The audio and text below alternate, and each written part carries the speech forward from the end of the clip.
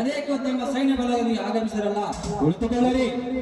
ಕುಳಿತುಕೊಂಡು ನಿನ್ನೊಂದು ನೆಂಟಸ್ತಿಗೆ ಬೇಸರ ಬಂದಿಲ್ಲ.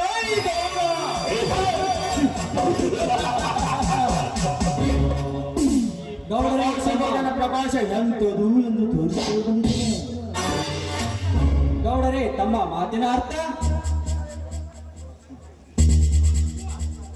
प्रकाश को ले हमारा कलिमा हमारा दिल है हमको भी करता है ए ये बंदा आस्ताने से बदले निर्व्यक्त वर्ग सालिसले निन्न कत्ತರ ಮೇಲೆ ಈ ಬೈರವ ಕತ್ತಿ ಸದಾ ಎತ್ತುತ್ತದೆ ಈಚೆಗೂ ಏ ಭಯ್ಯ ನನ್ನ ಮಾತಿಗೆ ಸರಿ ಉತ್ತರ ಕೊಡು ಧರ್ಮವೀರ.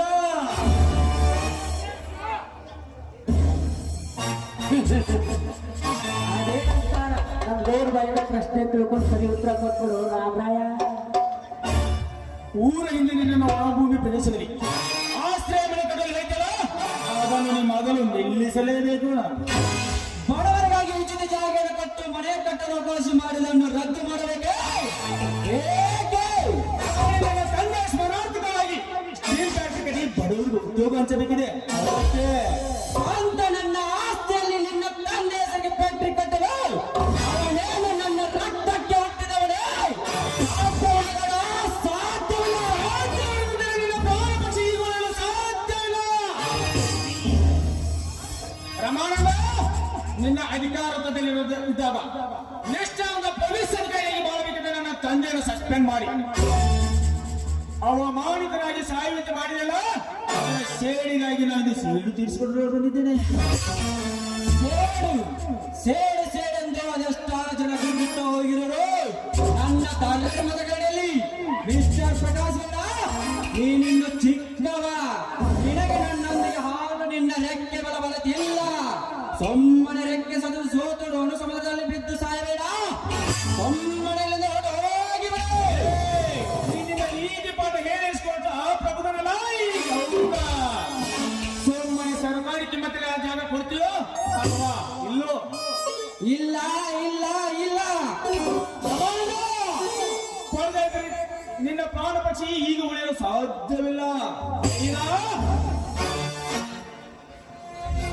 ಅದೇನೆಂದು ಬೇಗ ಅಪ್ಪಣೆ ಮಾಡಿಕೊಂಡ್ರೆ ಸತಿಯನ್ನು ಬಯಲುಕೊಂಡು ಸಂಕೀರ್ಣದ ಮಾತಾಡುವ ಈ ಕನಕ ತೋರಿಸಲೇ ಕತ್ತಿಯ ಕರಾಮತನ.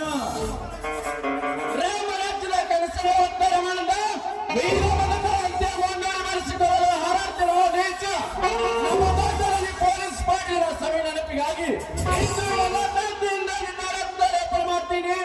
ಹುಷಾರ್, ಜೋ ಮೇಲಿ ಬೀಳೋಕತ್ತೆ ಹುಡುಕಿಲೆ ಮೃತ್ ಪ್ರತಿಫಲೆ.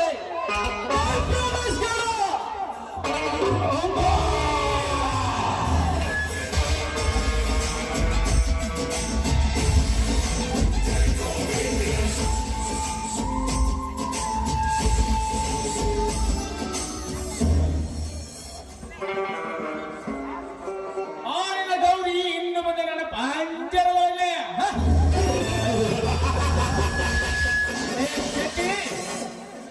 ಗುರುವೇ ಶಾಂಬೋಳಿಗ ಅದೇನ್ ಹೇಳ್ರಿ ಅಪ್ಪ. ಬಡ್ಡಿ ಮಗನ ನೀ ತಯಾರಿಸಿದ ಬಡ್ಡಿ ಮಗನ ಸಹಿತ ಹೋಗಲೇ. ಏನೋ ಗೌಡ, ಆಯ್ತು ಗೌಡ.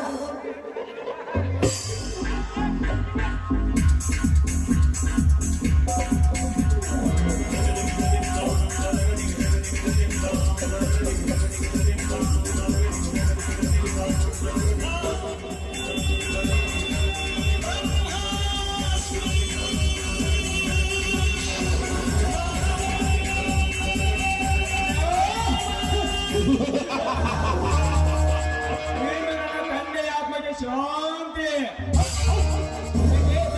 ಆಯ್ತು ನಡ್ರಿಪ್ಪ, ಹೋಗೋಣ ಗೌಡ. ಬಂದಿದ್ದಾರೆ ಹೋಗೋಣ.